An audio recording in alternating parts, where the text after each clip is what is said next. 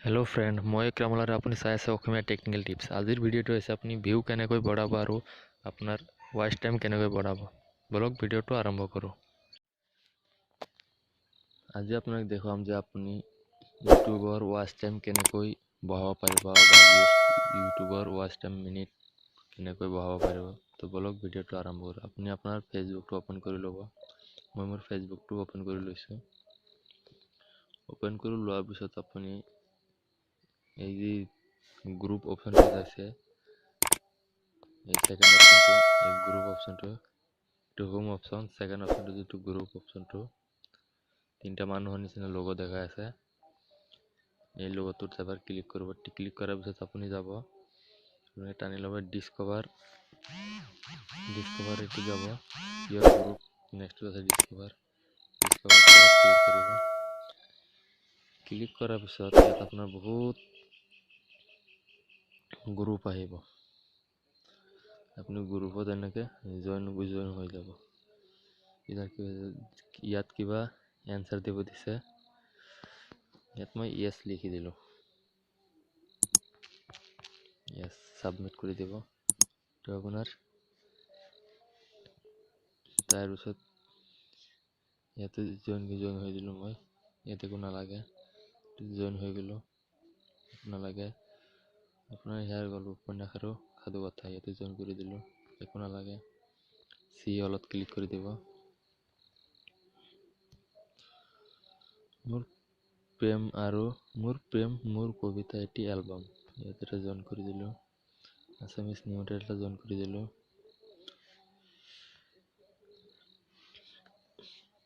এনেকুৱা জয়েন হোৱাৰ পিছত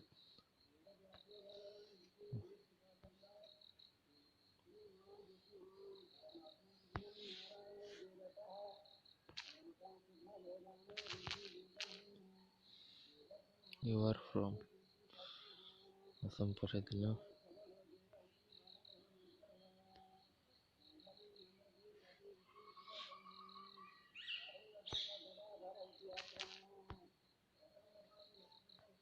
যি লিখে আপোনাৰ এটো গুছি যাব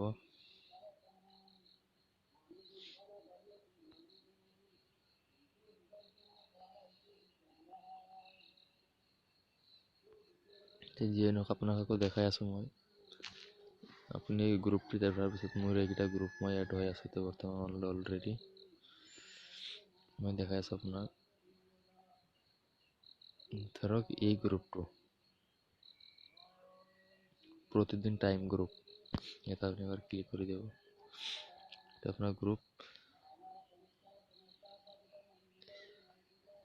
11000 মেম্বার আছে ইয়াত আপনি যদি আপনার লিংকটো ইয়াত শেয়ার করে দেব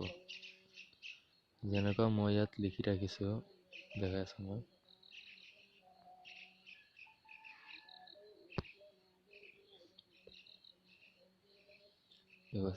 কোনোবাই যদি মোৰ চেনেল সাবস্ক্ৰাইব কৰি স্ক্ৰিনশট কমেন্ট বক্সত পঠাই মই তেওঁৰ চেনেল সাবস্ক্ৰাইব কৰি স্ক্ৰিনশট পঠাম লিংক ওপৰত আছে ধন্যবাদ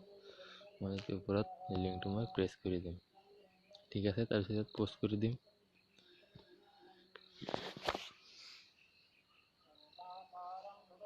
পোষ্ট কৰি দিয়াৰ লগে লগে মোৰ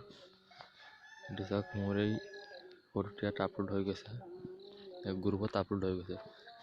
যে মানে মোৰ এই গ্ৰুপটো পাব মানে মোৰ ওপৰত লিংক আছে লিংক এটা তেওঁলোকে চাই ইউটিউবৰ ভিডিঅ'বোৰ চাই থাকিব ঠিক আছে আপুনি এনেকে যিমান গ্ৰুপ হয় তিমান গ্ৰুপত আপুনি এনেকে শেয়াৰ কৰি দিব আপোনাৰ লিংকটো ঠিক আছে সৰ আজি ভিডিঅ'তে মানে ভিডিঅ'টো যদি ভাল লাগিছে লাইক কৰিব শেয়াৰ কৰিব কমেন্ট কৰি জনাব ভিডিঅ'টো কেনেকুৱা হৈছে আৰু সাবস্ক্ৰাইব কৰি সাইডত থকা বেল আইকন ঘণ্টিটো বজাই দিব ঠিক আছে এনেকা টিপস কিন্তু নাজানে কোনোবাই আপুনি যদি ভাল লাগিছে আপোনাৰ বন্ধুৰ লগত শেয়াৰ কৰি দিব থ্যাংক ইউ